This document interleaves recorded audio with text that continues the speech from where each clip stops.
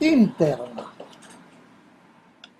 Protuberancia occipital interna. Protuberancia occipital externa. Sí, protuberancia occipital externa o inium, protuberancia occipital externa o también llamado por algunos anatomistas inium. Guía de laboratorio número 4. Empezaremos con las descripciones de todos los huesos. Maxilar inferior o mandíbula, situado en la parte inferior de la cara. Primer hallazgo anatómico. Cóndilo. La mandíbula es un hueso impar de la cara. Esta mandíbula presenta una porción media o cuerpo de la mandíbula y dos porciones laterales o ramas de la mandíbula. En las ramas de la mandíbula podemos apreciar el primer hallazgo anatómico, cóndilo de la mandíbula. Cuello. En la unión del cóndilo con la rama de la mandíbula, un área estrecha, el cuello del cóndilo. Apófisis coronoide. Delante del cóndilo, en el borde superior de la rama de la mandíbula, la apófisis coronoide, punto de inserción del tendón del músculo temporal.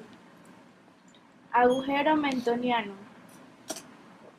En el cuerpo de la mandíbula aparece entre los dos premolares un agujero, el agujero mentoniano, para el paso del paquete vasculonervioso, es decir, arteria, vena y nervio mentoniano. Sínfisis mentoniana.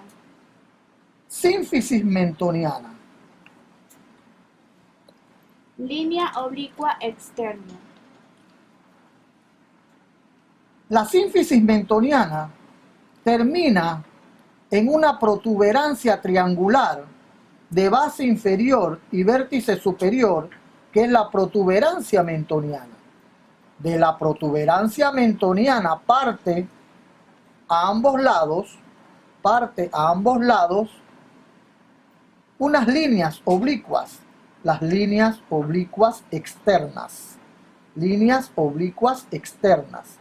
Punto de articulación, punto de inserción del músculo buccinador. Línea oblicua interna. En la cara interna del cuerpo de la mandíbula, una línea oblicua, la línea oblicua interna o miloioidea, punto de inserción para el músculo miloioideo. Crestas maceterinas.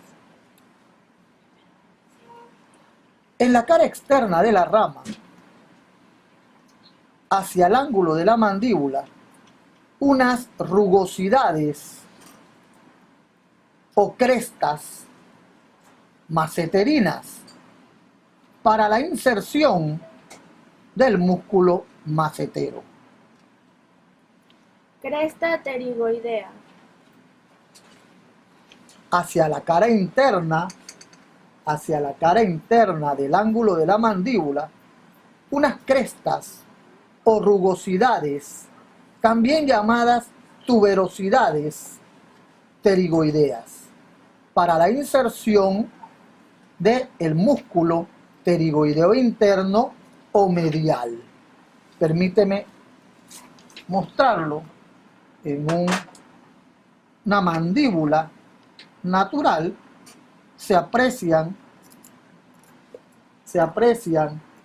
las crestas o rugosidades maceterinas en la cara externa del ángulo y de la rama, y en la cara interna las crestas o rugosidades pterigoideas para la inserción del músculo pterigoideo interno o medial. Fosa sublingual.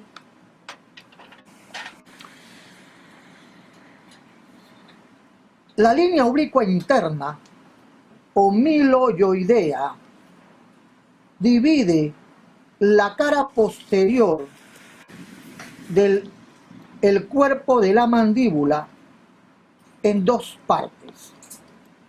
Una parte superior o fosa sublingual en relación con la glándula sublingual. Fosa submaxilar. Y una parte inferior o fosa submandibular en relación con la glándula submandibular. Cresta buccinatriz. En el borde anterior de la rama, una cresta oblicua dirigida hacia abajo y hacia afuera, llamada cresta buccinatriz, punto de inserción para el músculo buccinador. Permíteme mostrarla en una mandíbula natural. Aquí podemos observarla bastante bien.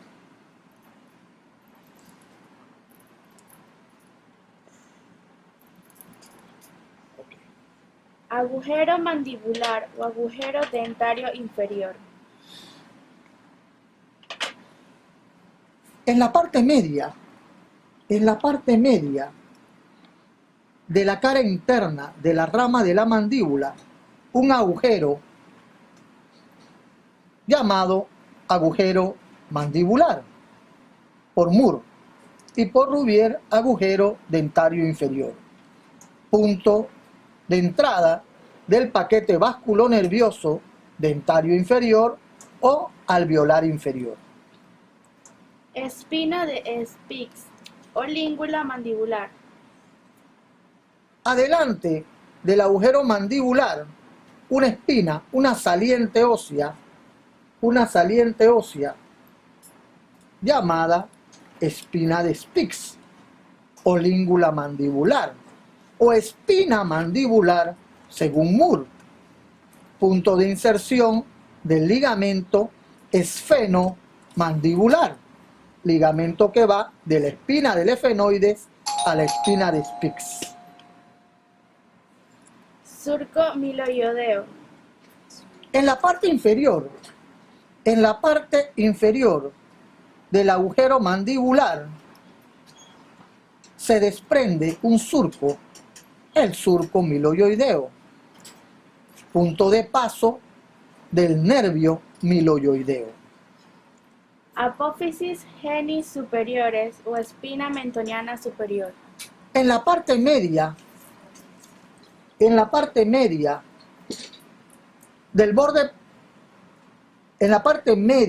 cercano al borde inferior de la mandíbula, 4 apófisis o 4 espinas, 2 superiores llamadas apófisis geni superiores o espinas mentonianas superiores, punto de inserción para el músculo heniogloso, y 2 inferiores llamadas apófisis geni inferiores o espinas mentonianas inferiores para la inserción del músculo genioyoideo. Fosa digástrica. Hacia el borde inferior de la mandíbula, a ambos lados de la línea media, unas fositas, las fosas digástricas, para la inserción del vientre anterior del digástrico. Situado en la parte inferior y lateral del cráneo, posterior al esfenoide, anterior y lateral al occipital e inferior al parietal. El hueso temporal es un hueso par del cráneo. Está compuesto de 3 porciones. Una porción mastoidea, una porción escamosa o escama del temporal y una porción petrotimpánica.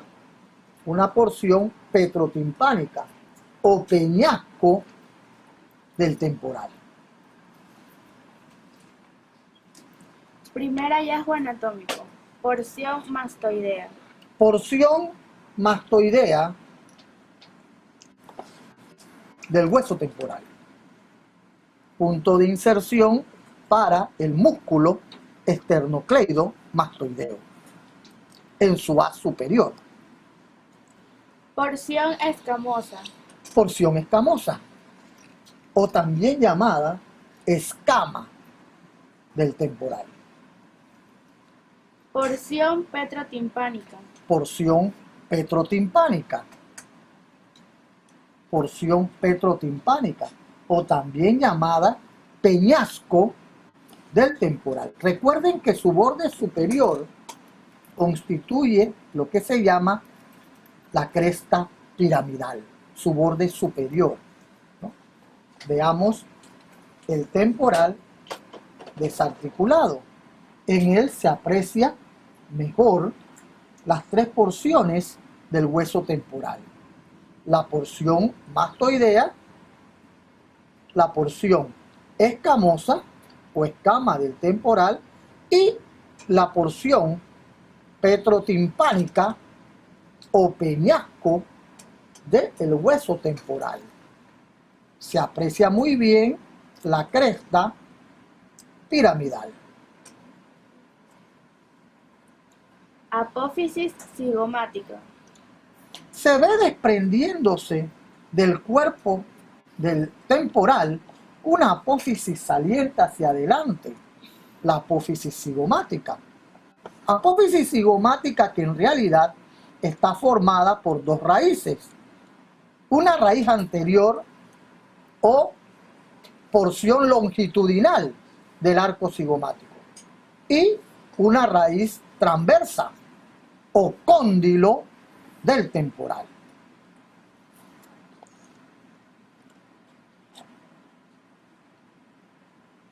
Apófisis estiloides. De la parte inferior del cuerpo del temporal, una apófisis saliente, la apófisis estiloide, por delante del agujero estilomastoideo. Por delante del agujero estilomastoideo. Aquí está el agujero estilomastoideo y adelante la apófisis estiloide. Tratemos de verla en un cráneo normal, apófisis estiloides. Veámoslo en un cráneo artificial, en donde se aprecia un poco mejor la apófisis estiloide. Apófisis estiloides que sirve de inserción para el llamado ramillete rojo de Riolano, los músculos estiloioideos, ¿no? Estiloioideo, estilogloso y estilofaringio. Y el llamado ramillete blanco de Riolano, ¿no? La inserción de ligamentos, el ligamento estiloioideo y el ligamento estilomaxilar. Ranura digástrica. Detrás del agujero estilomastoideo, detrás, una ranura,